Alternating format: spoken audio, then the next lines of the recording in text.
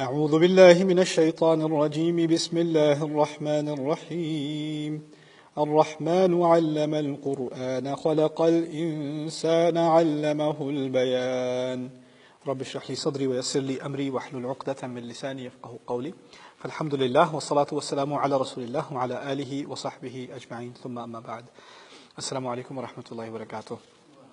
اللہ تعالیٰ نے اب سورۃ الرحمن کی چوتھی آیت میں ایک بڑی عظیم بات کی ہے، علمہ البیان۔ اس میں کئی ہمارے لیے دروس مضمر ہیں، تو ان سے ایک ایک کر کے انشاءاللہ ان کی بحث کرنے کی کوشش کرتے ہیں۔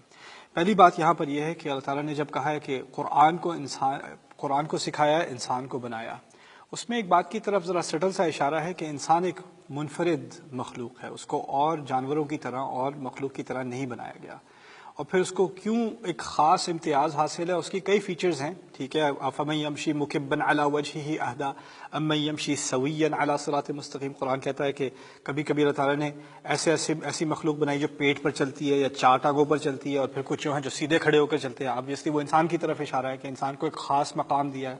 اسی طرح انسان کے قائم ہونے کے بارے میں کہا ہے کہ جو زمین پر منہ کر کے چلے وہ کیا سیدھے کھڑے ہونے والے کے برابر ہو سکتا ہے؟ تو یہ انسان کی جو بیلنس ہے نا، کہ وہ اپنے آپ کو دو پیروں پر بیلنس کر سکتا ہے، اس طرح اس کے بارے میں قرآن نے بار بار اشارہ کیا ہے کہ یہ کھڑا ہو سکتا ہے۔ اسی لیے ہمارے دین کے راستے کو بھی الصراط المستقیم کہا گیا ہے۔ اور نماز کی عبادت میں بھی ہمیں اصل کام بیٹھنا نہیں، اصل کام کھڑا ہونا ہے۔ اس لیے قوموا للہ قانتین، اللہ تعالیٰ کے سامنے کھڑے ہو۔ تو ایک سیدھا ہونے اور کھڑے ہونے اور بیلنس ہونے، اس کی طرف خاص اشارہ کیا گیا ہے۔ لیکن اس صورت میں جو نمایاں فیچر ہے انسان کا، جس کی طرف اللہ تعالیٰ نے ہمارا فوکس ڈالا ہے، وہ کیا ہے؟ علمہ البیان۔ اس نے انسان کو زبان سکھائی، اس نے اپنی بات واضح کرنا سکھایا۔ بیان کہتے ہیں واضح کرنے کو، دو چیزوں کو الگ الگ کرنے کو۔ تو پہلے میں بیان کے بارے میں کچھ باتیں آپ کے سامنے رکھ دوں تاکہ اس کی لغوی بحث، یعنی اس کی اصل کیا ہے اور اس کا یہاں پر فائدہ کیا ہے، اس کے بعد اس آیت کے بارے میں کچھ مزید بحث کریں گے۔ بیان عربی میں بانا یبینو اصل میں کہتے ہیں دو چیزوں کو آپس میں الگ الگ کرنے کو۔ جیسے ہم کہتے ہیں نا اس کے اور اس کے مابین، وہ بھی اسی لفظ سے نکلا ہے، بینا سے۔ بینا کوئی درمیان میں کوئی چیز ہونا، ٹھیک ہے۔ اصل میں جو کانسیپٹ ہے عربی کا، وہ بڑا خوبصورت کانسیپٹ ہے کہ اگر کوئی بات آپ نے کلیئر کرنی ہو نا، کہ آپ کو کنفیوژن نہ رہے، تو اس کو چیزوں کو الگ الگ کرنے کی ضرورت ہے۔ پہلے یہ سمجھو، پھر یہ سمجھو، پھر یہ سمجھو۔ عربی میں جب کنفیوژن کے لیے لفظ استعمال ہوتے ہیں تو اس میں مکسچر والے لفظ، مزجا، لبسا، ایسے لفظ استعمال ہوتے ہیں جس میں دو چیزیں آپس میں مختلط ہو جائیں، مکس ہو جائیں۔ جیسے میں چاکلیٹ ملک کی ایگزامپل دیتا ہوں۔ اگر کسی نے چاکلیٹ ملک بنایا ہوا ہے، اس میں دودھ کتنا ہے اور چاکلیٹ ملک کتنا ہے، کنفیوژن ہے۔ اگر دونوں الگ الگ ہیں تو آپ بتا سکتے ہیں اتنے ایم ایل یہ ہے، اتنے ایم ایل یہ ہے، یا اتنے اسپون یہ ہے، رائٹ۔ چیزیں الگ ہوں تو کلیئر ہوتی ہیں، مکس ہو جائیں تو کنفیوز ہو جاتی ہیں۔ زبان کا کیا ہے؟ زبان اصل چیز اس میں ہے حروف، ایک ایک لیٹر ہوتا ہے کسی بھی زبان کا۔ اردو دیکھ لیں، عربی دیکھ لیں، کوئی بھی زبان دیکھ لیں، انگلش دیکھ لیں، پہلے ہوتے ہیں حروف۔ اگر آپ حروف کو آپس میں الگ نہیں کر سکتے کہ اس حرف کی کیا آواز ہوتی ہے، بی سے کیا آواز نکلتی ہے، سی سے کیا آواز نکلتی ہے، ایکس سے کیا آواز نکلتی ہے، جب تک آپ ان میں فرق نہیں ڈال سکتے، کسی ایک لفظ کی پروننسیشن ناممکن ہے۔ تو سب سے بیسک بلڈنگ بلاک ہماری زبان کا کیا ہے؟ الفاظ کی الگ الگ کرنا۔ دیکھیے چڑیوں میں یا جانوروں میں کیسی آوازیں نکلتی ہیں؟ ایک ہی آواز بار بار نکلتی ہے، ان کے لیے مختلف الفاظ نہیں ہوتے، رائٹ۔ کوئی چڑیا ہوگی تو ایک ہی آواز نکلے گی، اس میں کوئی اونچ نیچ نہیں، یا زیادہ اونچی ہو جائے گی یا ہلکی ہو جائے گی، ورنہ اور کوئی کلیئرٹی نہیں ہے۔ انسان کی زبان میں ہر حرف الگ الگ نکلتا ہے اور فوراً پروسیس ہوتا ہے کسی اور کے کان میں کہ کون سا لفظ استعمال کیا گیا، اس کے کیا معنی ہیں۔ یہ نہ ہو سکتا کوئی بات کر رہا ہو نا اور وہ الفاظ کو مکس کر دے آپس میں، یہ کیا ہوا؟ حروف مکس ہو گئے آپس میں، پتہ نہیں کیا کہہ رہے تھے، صاف آواز ہی نہیں آئی۔ تو نہ صرف یہ کہ ہمارے کان ایک ایک لیٹر کو پروسیس کرتے ہیں، ایک ایک ساؤنڈ کو پروسیس کرتے ہیں، ہماری زبان بھی ایک ایک لیٹر کو الگ الگ کر کے پروناؤنس کرتی ہے کسی بھی زبان میں۔ تلفظ کا یہ بنیادی چیز ہے بیان کے اندر۔ دوسری بات ہے کہ اگر لفظ بھی بنا دیا تو ایک لفظ کو دوسرے لفظ سے الگ کرنا، پھر دوسرے کو تیسرے سے الگ کرنا، تیسرے کو چوتھے سے الگ کرنا، پھر ایک جملے کو اگلے جملے سے الگ کرنا، ایک کانسیپٹ کو اگلے کانسیپٹ سے الگ کرنا۔ کوئی فزکس کی کتاب پڑھ رہا ہے، اس کا کوئی ایک چیپٹر ہے الیکٹریسٹی پہ، ایک اور چیپٹر ہے گریوٹی پہ، ان کو الگ الگ کرنا پڑتا ہے، آپ اکٹھے نہیں پڑھ سکتے۔ ابھی ایک کانسیپٹ کر رہے ہیں پھر دوسرا کرنا پڑے گا، یہ بھی بیان ہے کیونکہ اس میں سیپریشن کی گئی ہے. اسی طرح کوئی کسی بھی سائنس میں آج کوئی ٹیکسٹ بک ہوگی تو اس میں ہوگی گلاسری آف ٹرمز، آخر میں ٹرمینالوجی ہوگی، ہر ایک کی ایک الگ الگ ڈیفینیشن. جب تک آپ چیزوں کو الگ نہیں کرتے بات سمجھ میں نہیں آتی. جب کوئی میکینک کار کے بارے میں سیکھ رہا ہوگا، انجن کے بارے میں سیکھ رہا ہوگا، جب وہ سیکھ رہا ہوتا ہے تو اس کو ہر کمپوننٹ کو الگ کر کے سمجھنے کی ضرورت ہوتی ہے. اس سے یہ ہوتا ہے، اس سے وہ ہوتا ہے، اس سے وہ ہوتا ہے. کوئی فزیولوجی پڑھ رہا ہوتا ہے، میڈیسن پڑھ رہا ہوتا ہے، اس کو بھی یہی کام کرنا پڑتا ہے. انسان کے ہر حصے کا الگ الگ مطالعہ، اس میں سے ہر ایک کمپوننٹ کا الگ الگ مطالعہ، الگ سائنس، ایک پوری اسپیشلائزیشن. یعنی اگر ہمارے اندر الفاظ کو الگ کرنے کی، کانسیپٹس کو الگ کرنے کی، بات کو الگ الگ کرنے کی صلاحیت نہ ہوتی، ہم کسی کو کبھی کوئی بات کلیئر نہیں کر سکتے تھے. اسی لیے لفظ بیان استعمال ہوا ہے، کلیئر کمیونیکیشن. علمہ البیان، اللہ تعالیٰ نے انسان کو وہ صلاحیت دی کہ وہ کلیئرلی بات کو کمیونیکیٹ کر سکے. اگلی بات، 3 باتیں کہی گئی ہیں اللہ تعالیٰ کی طرف سے: قرآن سکھایا، انسان بنایا، اور اس کو زبان سکھائی، یعنی واضح طریقے سے بات کرنی سکھائی. یعنی سکھانے کی بات پہلے بھی اور آگے بھی، درمیان میں بنایا اسے. پہلے قرآن سکھایا پھر زبان سکھائی. اس بات سے واضح طور پر کم از کم 2 باتیں نکل رہی ہیں. ایک یہ کہ سکھانے کا اصل مقصد، یعنی زبان سیکھنے کا اصل مقصد، اس کا نقطۂ عروج وہ کیا ہے کہ ایک انسان اللہ تعالیٰ کے اپنے الفاظ سمجھ سکے گا. یعنی تمہیں یہ صلاحیت دی ہی اس لیے تھی کہ ایک دن اللہ تعالیٰ خود تم سے بات کرے گا، اور وہی علم القرآن تھا. اگر تمہیں بیان نہ سکھایا ہوتا تو تمہیں قرآن نہ دیا جا سکتا. اس میں بھی بڑا فلسفہ ہے، بہت عظیم فلسفہ ہے. دیکھیے، کوئی کتا یا بلی یا گھوڑا، اس کو جب تک آگ کی حرارت نہیں پہنچے گی نا، یا دھواں نہیں پہنچے گا، وہ بھاگے گا نہیں. انسان کیا کرتا ہے؟ دور سے دھواں نظر آ رہا ہے 1 میل دور، اس کو ابھی سے پتا ہے کیا ہے؟ آگ ہے. آگ دیکھی نہیں ہے اس نے، دیکھے بغیر اسے پتا ہے. اس کو صرف اس نے پروسیس کر لیا، یعنی اس نے کوئی علامات دیکھی، کوئی سائنس دیکھے، اور اس سائنس سے اس نے خود ہی ڈیڈیوس کر لیا کہ اگر دھواں ہے تو ضروری آگ ہوگی. وہ یہ نہیں کہے گا کہ جب تک میں آگ دیکھ نہ لوں تب تک میں ماننے کو تیار نہیں ہوں کہ آگ ہے. زبان سے فائدہ کیا ہوا کہ ہم نے نہ صرف اس بات پر اعتماد کرنا شروع کیا جو ہماری آنکھوں سے دیکھا، ہاتھوں سے چھوا، کانوں سے سنا. اب ہمیں یہ صلاحیت بھی مل گئی کہ کچھ لوگ ہم سے کچھ ایسی بات کرتے ہیں جو ہم نے نہ کبھی کوئی دیکھی نہ سنی، لیکن آپ نے کتاب میں پڑھ لی، لیکچر میں سن لی، اور وہ سننے کے بعد آپ مان بھی گئے.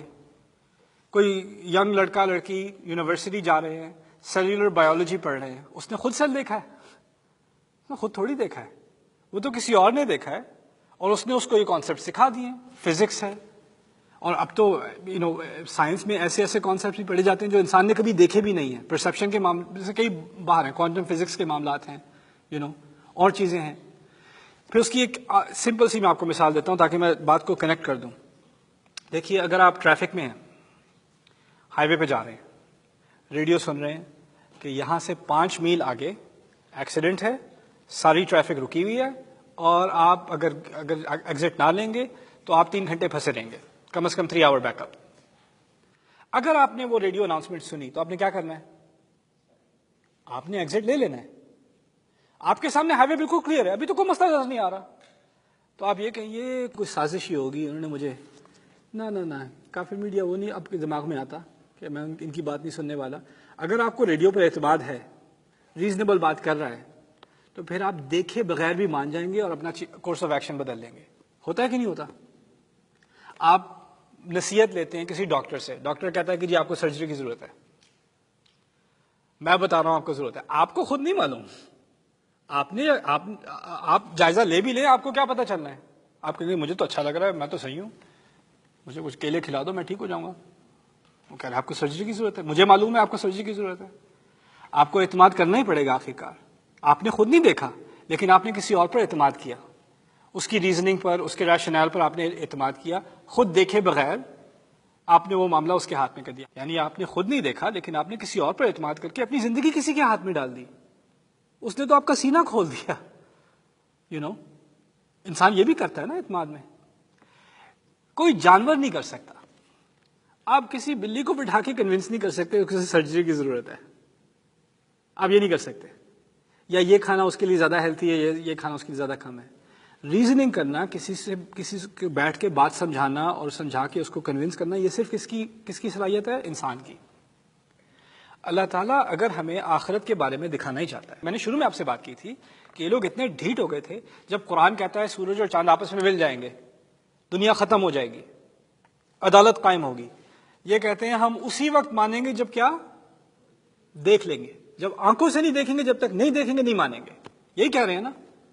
اور قرآن کہہ رہا ہے اگر کوئی جانور یہ مطالبہ کرے تو سمجھ میں آتی ہے بات، کیونکہ جانور کو جب تک نہ دیکھے بات نہیں مانے گا۔ انسان کو تو عقل دی ہے، انسان کو تو بیان سکھایا ہے، اس کو بیان کے ذریعے، عقل کے ذریعے، سوچ کے ذریعے اس نتیجے پر پہنچ جانا چاہیے، اسی لیے اس کو قرآن سکھایا گیا ہے۔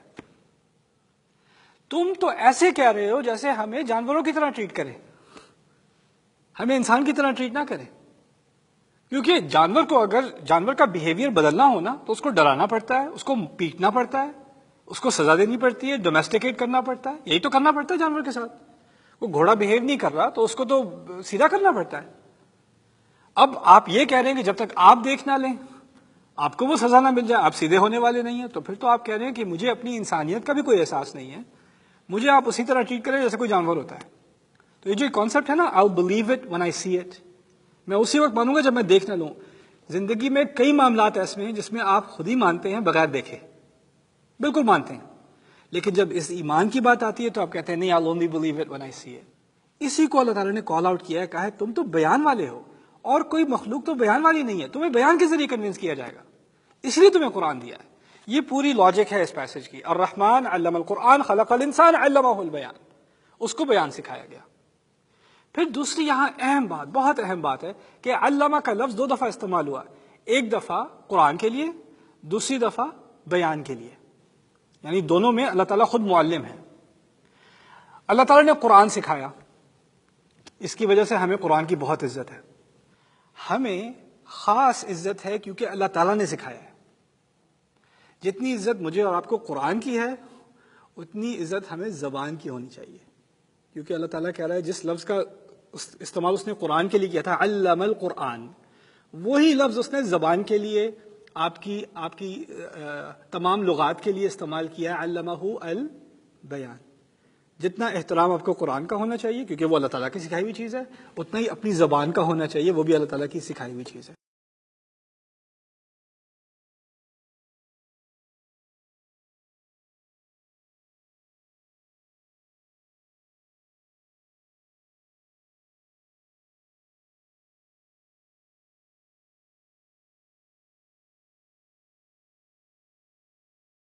بسم اللہ والصلاة والسلام علی رسول اللہ وعلی آلہ وصحبہ اجمعین۔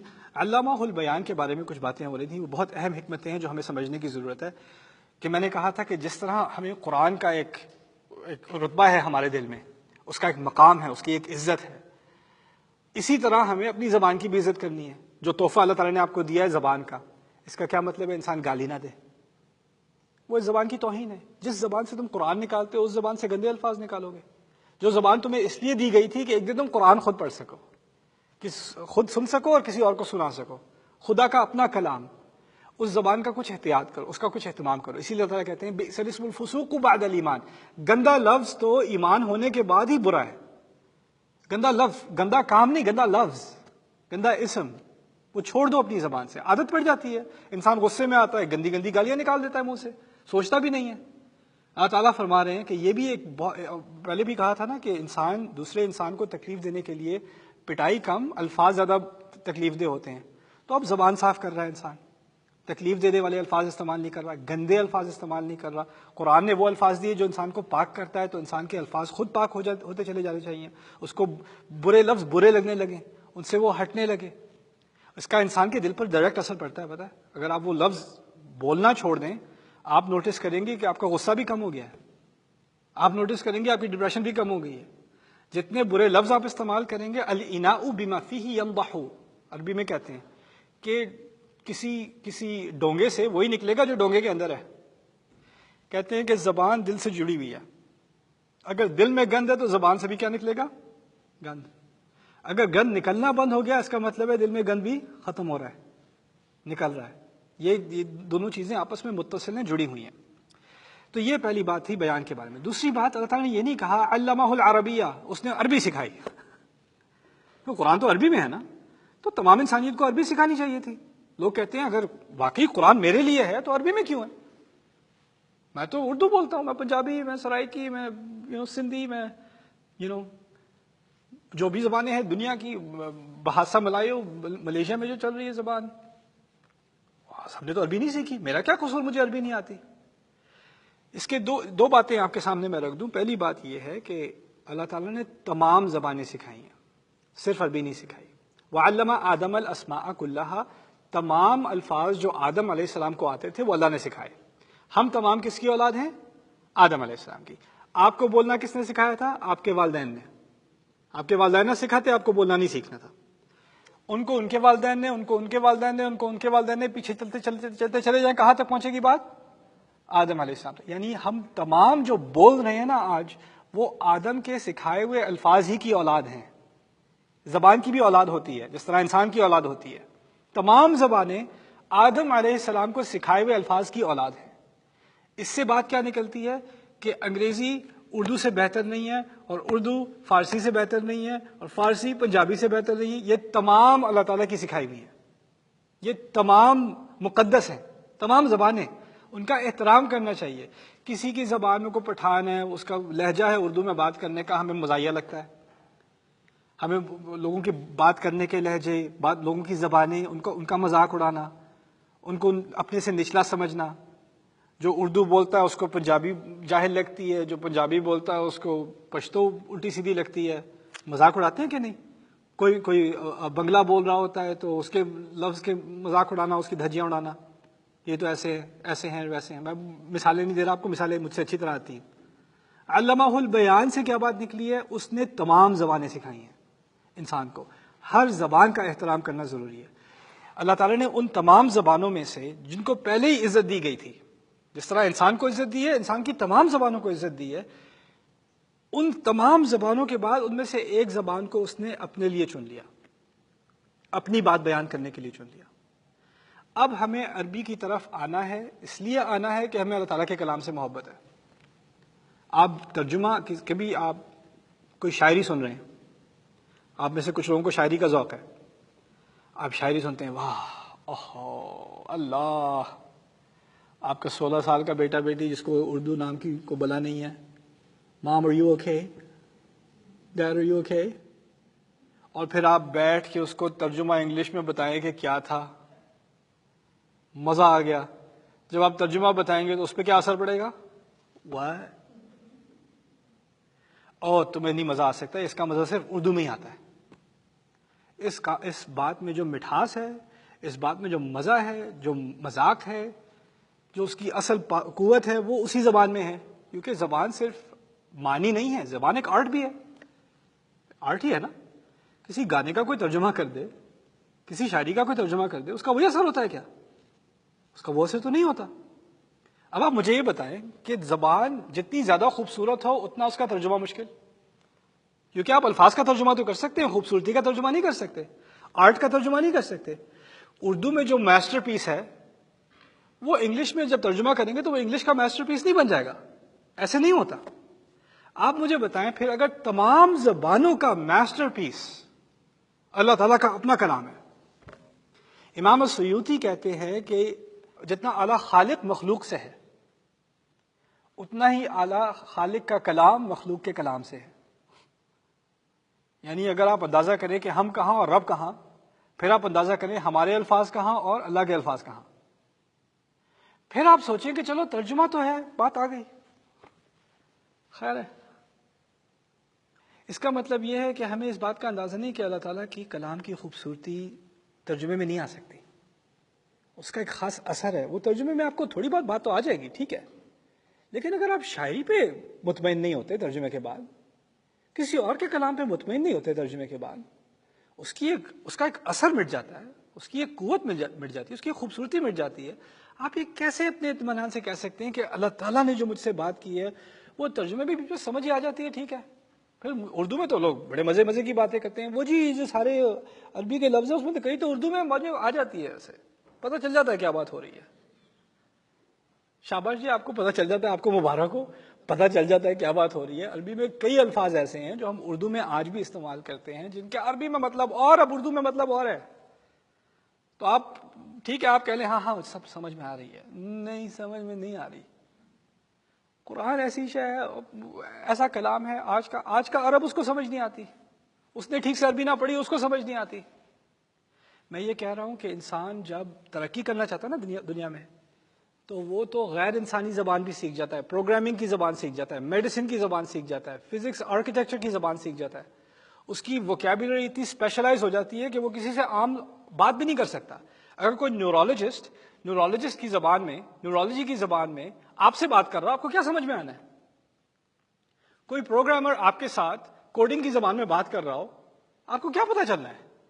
اس نے 600 صفحے کا کوڈ لکھا ہوا ہے ایپ کے پیچھے، آپ کھول کے پڑھ لیں مطالعے کے لیے اپنے، آپ کو کیا پتا چلنا ہے؟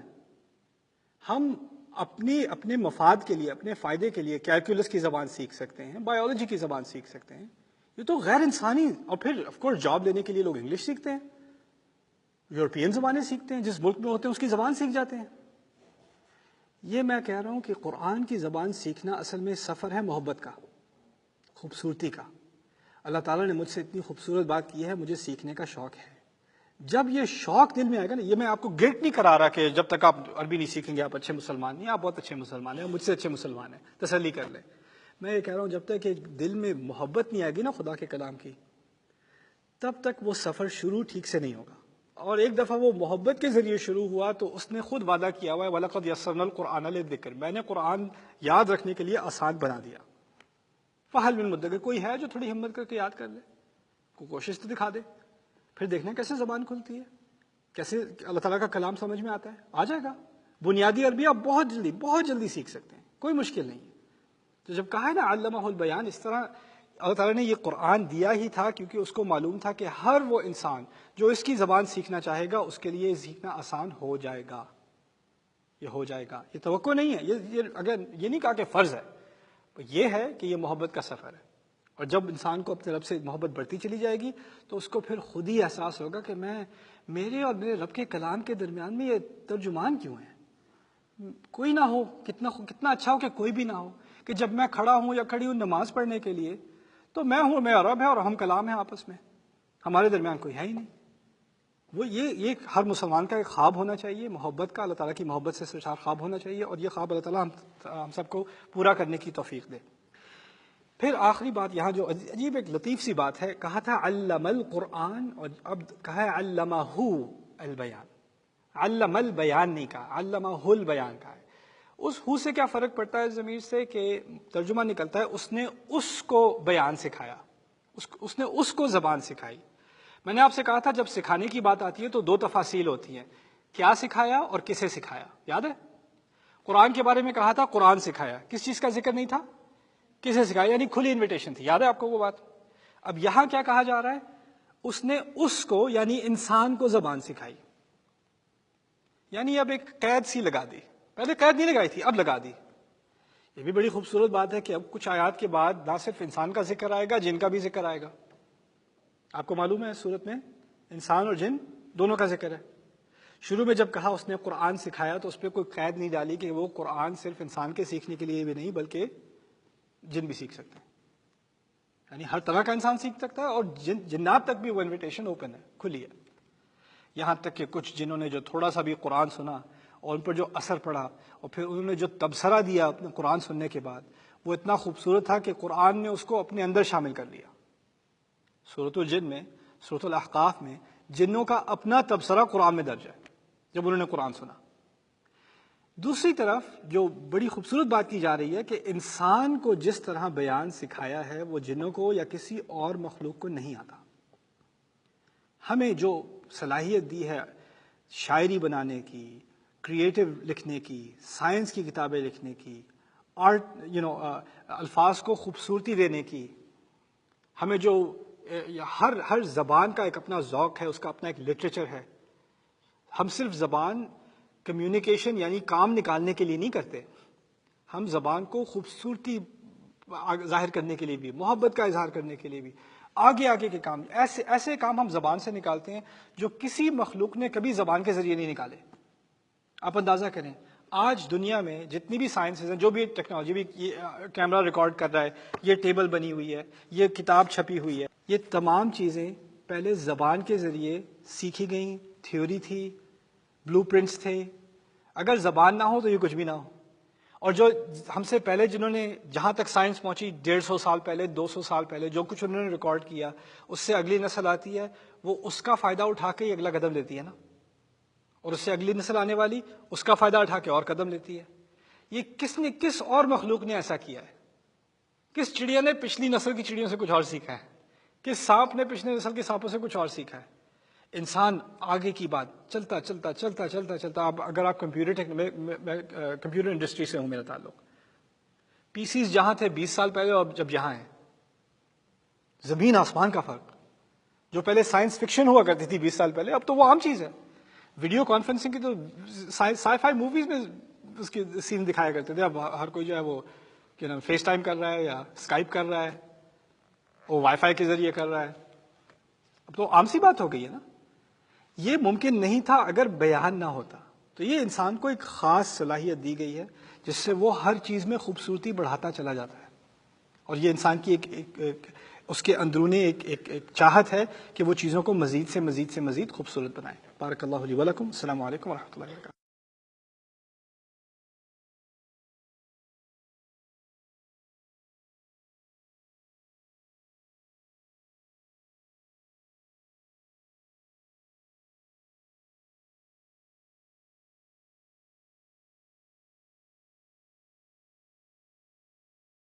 بسم الله والصلاة والسلام على رسول الله وعلى آله وصحبه أجمعين، ثم أما بعد.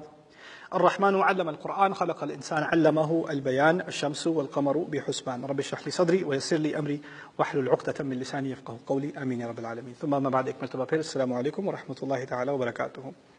علمہ کے بیان کے ضمن میں ایک اور بات کا میں ذکر کر دوں، پھر آگے الشمس والقمر بحسبان کے بارے میں کچھ باتیں کرتے ہیں. علمہ البیان کے بارے میں جو میں آپ سے کہنا چاہ رہا تھا وہ یہ کہ کیونکہ اللہ تعالیٰ نے کہا ہے نا کہ اس نے ہر طرح کا بیان سکھایا، اس سے ایک عجیب ہماری تراث ہے، ہماری ایک تاریخ ہے. اس میں مجھے سلمان الفارسی کی بات یاد آتی ہے. سلمان الفارسی نے رضی اللہ تعالیٰ عنہ فارسی میں فاتحہ کا ترجمہ کیا تھا، خود سورہ فاتحہ کا. اور وہ اکثر و بیشتر فارسی ترجمہ قرآن کے ان میں فاتحہ کا ترجمہ ابھی بھی انہی کا استعمال ہوتا ہے. یعنی قرآن کا ترجمہ یا قرآن کی بات مختلف زبانوں میں پہنچانا، جو بھی ابھی ہم یہی کر رہے ہیں نا. میں ابھی قرآن کی بات اردو میں آپ سے کر رہا ہوں، ایک طرح کا یہ ترجمہ ہی ہوا، رائٹ. یہ بھی بیان کا حصہ ہے. یعنی اللہ تعالیٰ نے انسان کو یہ صلاحیت دی کہ وہ اور زبانیں بھی سیکھ سکے. صرف قرآن کی زبانیں نہیں، اور زبانیں، لوگوں کی زبانیں بھی سیکھ سکے. اور زبان سیکھنا صرف الفاظ کا سیکھنا نہیں ہوتا، کلچر کا سیکھنا بھی ہوتا ہے. کوئی گھر بیٹھ کر انگلش ڈکشنری استعمال کر کے انگریزی کے تمام الفاظ اور تمام گرامر سیکھ جائے، اس کا مطلب یہ نہیں کہ وہ باہر جا کے کسی سے نارمل بات کر سکے گا. جب تک آپ کسی کلچر میں نہیں ہوتے، آپ کو یہ بات سمجھ نہیں آتی کیسے لہجہ استعمال ہوتا ہے، کون سے الفاظ کب استعمال کیے جاتے ہیں. یہ چیز آپ لوگوں سے ملنے جلنے کے بعد ہی سیکھ سکتے ہیں. کتابوں سے یہ باتیں نہیں سیکھی جاتی. میں نے عربی کتابوں سے سیکھی. جب میں نے عربی کتابوں سے سیکھی، کچھ عربوں سے بات کرنے کی کوشش کی، کسی کو پلے نہیں بیٹھے میں بات کیا کر رہا ہوں، یہ پتہ نہیں کون سی صدی سے آ گیا ہے، یہ کیا بات کر رہا ہے میرے ساتھ. تھوڑا عربوں کے ساتھ تھوڑا ٹائم گزارا، پھر بات اسے کہتے ہیں یعنی یتعود فی الکلام، اس کو عادت پڑ جاتی ہے نیچرل بات کرنے کی. لیکن کچھ عربی آپ کتابوں سے سیکھ سکتے ہیں، کچھ عربی جب تک آپ عرب کے ساتھ ٹائم نہیں گزاریں گے آپ کو نہیں آنی، آ ہی نہیں سکتی. میرا روم میٹ ہوا کرتا تھا کالج میں، مارک، اس کو اردو کا بڑا شوق تھا. He's white, he's Irish. Urdu کا بڑا شوق ہوا اسے. اس نے کتاب لی، پورے اپارٹمنٹ میں ہمارے فریج کے اوپر اردو میں لکھا ہوا ہے فریج، اس کا ہمارے یہاں اردو میں لفظ نہیں ہے. عربی میں ہے ثلاجہ، ہم یہاں فریج ہی کہتے ہیں. کیلے پہ اسٹیکر لگائے ہوئے ہیں، کیلا. دروازے پہ دروازہ، ہر جگہ اسٹیکر لگائے ہوئے. اور پھر مجھ سے بات کرتا تھا، نعمان چلیں دکان. اور جو وہ بات کرتا ہے مجھے تو مزہ آتا سننے میں، لیکن اس کو ٹھیک ہے تھوڑے تھوڑے الفاظ آ رہے ہیں، لیکن جب تک انسان کلچر میں نہ ہو اس کو بات واضح طور پہ نہیں کر سکتا. ٹھیک ہے نا. میں یہ اس لیے کہہ رہا ہوں کہ آپ نے اگر کسی کو بات سمجھانی ہو تو آپ کو اس کے کلچر کا کچھ علم ہونا چاہیے، آپ کو اس کے بیک گراؤنڈ کا کچھ احساس ہونا چاہیے. اسی لیے اللہ تعالیٰ نے تمام انبیاء جو بھیجے انہی قوموں میں سے بھیجے، الا بلسانی قومی. یہ لغت اور لسان کا فرق ہے عربی میں. لغت الفاظ ہیں، لسان ہے کلچر سمیت، لسان ہے کلچر سمیت. تو یہاں علمہ البیان کے ضمن میں وہ بات بھی میں آپ کے سامنے رکھ چکا. اچھا، اب ان آیات کا تعلق اگلی آیات سے، الشمس والقمر بحسبان والنجم والشجر یسجدان، یہ 2 آیات کہ سورج اور چاند. اب اس کے 2 معنی نکالے گئے ہیں. ایک معنی بہت مشہور ہے، میرا اس کی طرف رجحان کم ہے، لیکن میں اس کا ذکر پہلے کر دوں کہ سورج اور چاند ایک خاص حساب کے ذریعے، ایک عظیم حساب کے ذریعے چل رہے ہیں. یعنی قرآن نے سورۃ یاسین میں بھی یہ بات کر دی تھی کہ سورج کا اپنا ایک راستہ ہے، چاند کا اپنا ایک ہے. للشمس ينبغي لها ان تدرك القمر ولا الليل سابق النهار وكل في فلك يسبحون والقمر قدرناه منازل حتى عاد كالعرجون القديم. کہ چاند کے اپنے فیزز ہوتے ہیں، اس کا اپنا ایک راستہ ہوتا ہے، سورج کا اپنا ایک راستہ ہے. کچھ نے سے یہ نکالا ہے کہ چاند اور سورج ایک خاص کیلنڈر کی طرح ایک خاص ٹائم کے ذریعے ایک خاص حساب سے چلتے جا رہے ہیں، چلتے جا رہے ہیں، چلتے جا رہے ہیں. میں نے آپ سے پہلے اس بات کا بھی ذکر کیا تھا کہ ہماری زندگی میں 2 ٹائم مینجمنٹ ہوتی ہیں. ایک ہوتا ہے کیلنڈر، ایک ہوتی ہے گھڑی. وہ 2 ہی ہیں. کیلنڈر سے پتہ چلتا ہے کون سا دن ہے، کون سا مہینہ ہے. گھڑی سے پتہ چلتا ہے اس دن کے اندر کیا وقت ہے. یہی 2 ہے نا. اللہ تعالیٰ نے ہماری زندگی میں ایک کیلنڈر رکھ دیا، چاند. چاند سے پتہ چلتا ہے کون سا دن ہے. اور ایک گھڑی بھی رکھ دی، وہ کیا ہے؟ سورج. وہی 2 چیزیں ہیں نا. تو اسی لیے ہماری نمازوں کا اہتمام گھڑی کے حساب سے ہے، سورج کے حساب سے ہے. ہمارے حج، روزے، ان تمام کا اہتمام کیلنڈر کے حساب سے ہے، تو کس کے حساب سے ہے؟ چاند کے حساب سے. وہی 2 چیزیں ہیں، the clock and the calendar. تو وہ 2 چیزیں ان کا ایک خاص حساب ہوتا ہے. آپ کو معلوم ہے گھڑی کا ایک بڑا پریسائز کیلکولیشن ہوتا ہے، کیلنڈر کا ایک خاص کیلکولیشن ہوتا ہے. کبھی آپ نے سوچا ہو کہ 12 مہینے کیوں ہیں؟ یہ کس نے ڈیسائیڈ کیا کہ 12 مہینے ہیں؟ 13 کیوں نہیں ہے؟ کوئی اور کیلکولیشن ہو جاتی ہے. سال میں ہم 365 دن کہتے ہیں، یا 12 مہینے کہتے ہیں، یا لونر کیلنڈر بھی کہہ لیں، یعنی قمری جو ہے کیلنڈر کہہ لیں. اس کے حساب سے بھی کس نے فیصلہ کیا یہ 12 مہینے؟ اصل میں اللہ تعالیٰ نے بعد میں خود کہا کہ جس دن اللہ تعالیٰ نے زمین و آسمان بنائے تھے اسی دن اس نے فیصلہ کیا تھا کہ یہ 12 مہینے ہوں گے. یعنی کیلنڈر کے 12 مہینے یہ ہمارا فیصلہ، ہماری ایجاد نہیں تھی، یہ نازل ہوا تھا، یہ اللہ تعالیٰ کا دیا ہوا تحفہ ہے. ہمیں خود اس بات کی قائل نہیں ہو سکتا تھا. یا اگر ہم نے دریافت بھی کیا ہے تو اس لیے کیا ہے کہ اللہ چاہتے تھے کہ یہی دریافت ہو. اسی نظام کے تحت اللہ تعالیٰ نے سال بنایا. یہ ایک معنی ہے الشمس والقمر بحسبان کا. اس میں اشارتاً تو یہ بات نکلتی ہے کہ آخر کار قرآن آیا نا، آخر کار قرآن آیا.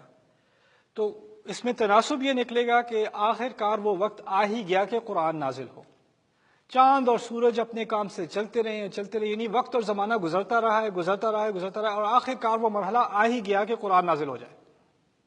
یہ ایک طرح سے ایک تناسب نکالا گیا ہے. میرے نزدیک اس سے زیادہ قوی تناسب یہ ہے کہ حسبان کے ایک اور معنی بھی ہیں عربی زبان میں. اس کے میں ذرا عجیب مثال کے ذریعے آپ کو بات سمجھا دوں، پھر وہ کانسیپٹ کے بارے میں بات کرتے ہیں. کیونکہ میں چھوٹا تھا میں کارٹون بہت دیکھتا تھا. تو کارٹونز میں ہوتا ہے کہ کبھی ٹام اینڈ جیری وغیرہ میں بم کی باری، چلو اچھا ہے اردو میں بات کریں، انگلش میں ہوتی تو مشکل ہو جاتی. کبھی کبھی جیری نے بام بنایا ہوتا ہے اور اس میں لائٹ لگاتا ہے، ہوتا ہے نا. وہ جب پہنچتے، یا اس میں ٹائمر لگا ہوتا ہے 10 9 8 7، دھماکہ ہونا ہے لیکن ایک خاص ٹائم پر، اس سے پہلے نہیں ہونا. اور جب وہ بالکل اندر تک پہنچ جائے تو دھماکے کی توقع ہوتی ہے لیکن وہ پھر پھٹتا نہیں ہے، تو پھر وہ آ کے اس کو shake, then it blows up, right. The idea is, حسبان کہتے ہیں ایسی تباہی کو جو ایک خاص وقت پر ہی آنی ہے، اس سے پہلے نہیں آنی. تباہی کے لیے بھی لفظ، لیکن کسی بھی تباہی کے لیے نہیں، خاص وقت پر آنے والی تباہی کو حسبان کہا جاتا ہے. جیسے سورۃ الکہف میں او یرسل علیہا حسبانا من السماء فتصبح سعیدا زلقا، ایک جو باغ والا تھا اس نے دوسرے باغ والے سے کہا کہ اللہ تعالیٰ چاہے تو ایک خاص وقت پر ایسی تباہی بھیج دے تمہارے باغ پر کہ یہ تمام کیچڑ بن جائے، تمہارا اتنا زبردست عالیشان باغ ہے یہ سب کیچڑ بن جائے گا. اس تباہی کے لیے اس نے کیا لفظ استعمال کیا تھا؟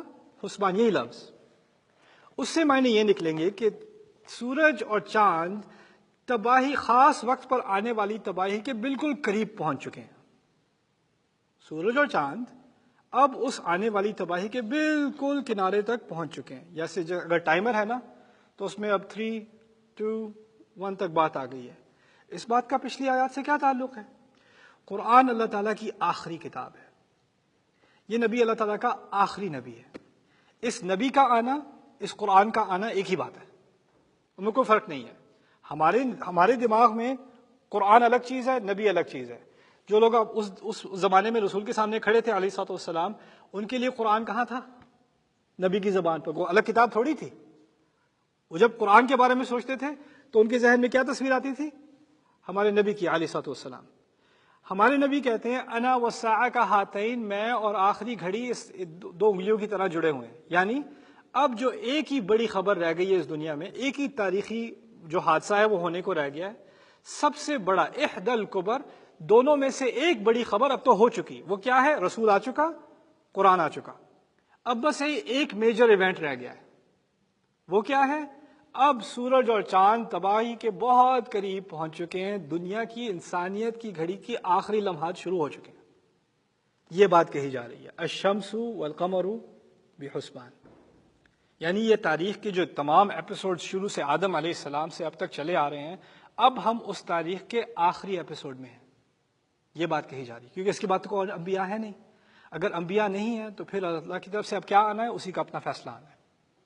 الشمس والقمر بحسبان والنجم والشجر یسجدان. اب اس کے ضمن میں اگر آپ اگلی آیت کا مطالعہ کریں، کچھ لوگوں نے الشمس والنجم والشجر یسجدان سے نکالا ہے کہ ستارے اور درخت سجدہ کرتے ہیں. اب کیا مطلب ستارے اور درخت سجدہ کرتے ہیں؟ تو امام آلوسی اور علماء نے اس سے کیا نکالا کہ کبھی کوئی ستارہ گر رہا ہو، شوٹنگ سٹار جسے کہتے ہیں، تو اس کا ایک امیج سا بنتا ہے کہ کوئی سجدے میں گر رہا ہے. انہوں نے کچھ یہ بات نکالی. اور انہوں نے کہا درخت کا جب آپ سورج نکلتا ہے تو اس کا سایہ پھیلتا ہے، تو وہ سایہ پھیلنا بھی ایک ایسی تصویر ہے جیسے کوئی سجدے میں گر رہا ہے سایہ. والنجم والشجر یسجدان.